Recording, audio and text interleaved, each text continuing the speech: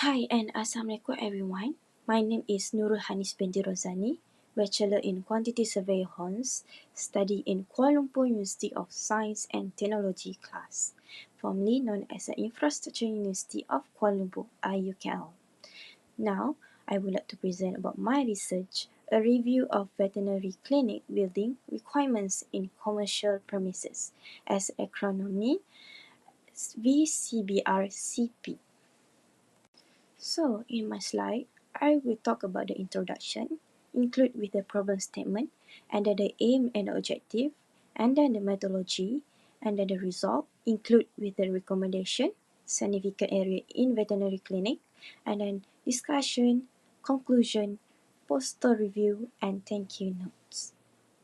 For abstract, the study examined the structural integrity of veterinary clinics, focusing on the compliance with the building regulations and standards. It evaluated the design, safety, and accessibility based on UBBL and local authority guidelines through the interview. So the finding revealed the issue such as the limited space, poor ventilation, and fire safety non-compliance. The study recommends the stricter regulatory oversight and practical improvement to enhance the safety, accessibility, and compliance.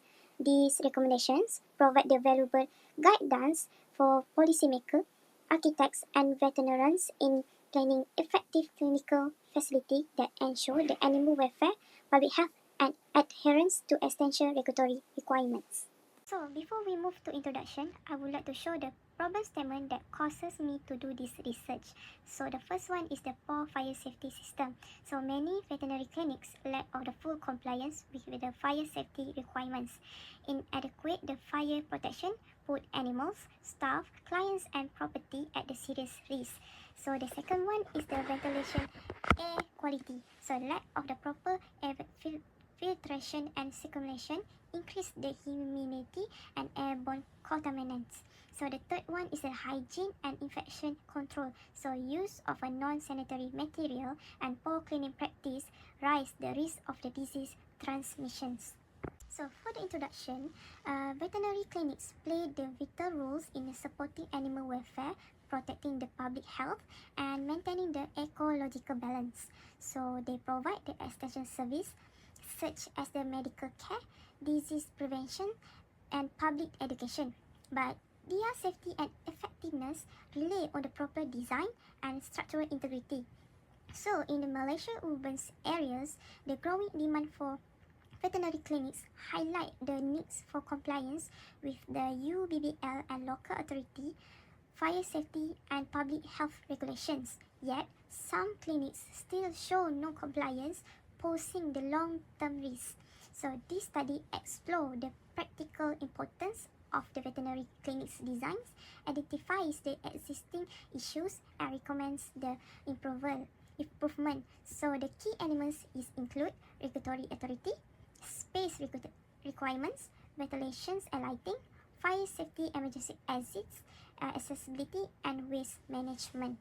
The aim and objective for this research is to study the standards, regulatory frameworks, space planning, ventilations, hygiene, and fire safety system that ensure the veterinary clinics operate safely, efficiently, and in compliance with the best practice. So we have a two objective, which is to identify the veterinary clinics building requirements for commercial premise, to suggest the improvement for veterinary clinic that enhance the compliance, safety, and operational effectiveness.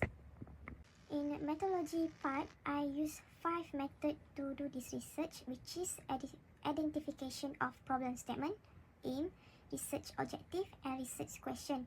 So in this study, applies the qualitative descriptive approach through the document review to assess the veterinary clinic requirements, and then the literature review. Literature review connect with the researcher reader by providing the background, summarizing the past study, and showing how the research relate to existing the work. It demonstrates the researcher understanding of the problem and justify the further study. And then the document review. The examiner existing the standard guidelines and research paper to gather the qualitative insight and support the study analysis. And then the analysis and finding. So in the methodology, analysis means the examining the collected data to find the pattern, trends, and relationship that answer the research question. And it turns the raw data into the meaningful insight, following by the discussing the findings and their impact. So this process ensures the credible conclusions and adds the value to the study. And lastly is the conclusion and recommendations. So the conclusion summarize the key finding, restate the problems, and show the valuable the study. And then the recommendation provide the practical suggestion based on the result. So together they highlight the importance of the research and guide the future improvement of solution. For the result that I found for the requirement for veterinary clinic is the first one is the standard and the regulatory framework. The second one is the space planning and workflow. The third one is the ventilation and air quality, and then the hygiene and infection control, and then the fire safety system. And then for the significant area in a veterinary clinic, the first one is the reception area in a veterinary clinic, and then the waiting area, and then the animal product space, and then the operation room, and then we have the animal shelter room, ward, and then we have a staff office, and then we have a medicine storage room, and then we have the floor of movement in veterinary clinic, and then we have the outdoor of the veterinary clinic. For discussion, we have comparison towards parameters between Malaysia, Singapore, and United Kingdom. So for the first parameters is the regulatory authority. So for the discussion, we have Malaysia framework is less specialized compared to UK and Singapore, which have the veterinary specific standards. So the second one is the space requirement. So for the discussion, Singapore and UK enforce the structured space planning. Meanwhile, Malaysia requirements are more flexible but less standardized. And then ventilation and lighting. Malaysia relies on the general building codes make the ventilation less controlled. If Singapore and UK prioritize the clinical air quality. Meanwhile, the fire safety and emergency exits.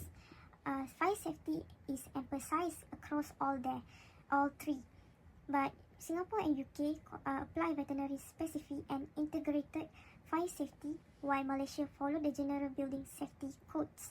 So for the accessibility, Singapore and UK mandate the barrier-free access, while Malaysia face the challenge due to older infrastructure and weaker enforcement.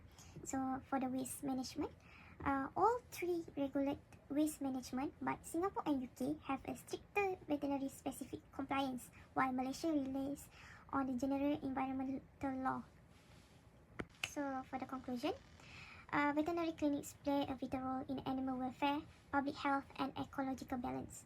Their effectiveness depends on design, structural integrity, accessibility, hygiene, and emergency preparedness. Compliance with the Malaysian UBBL and local regulation is crucial for safety and quality care. Model clinic design should emphasize space planning, ventilation, and waste management. So evaluations show more clinics still face a gaps in the meeting safety and regulatory standards. Collaboration with the government agency and architectural experts is needed to improve the clinic infrastructure.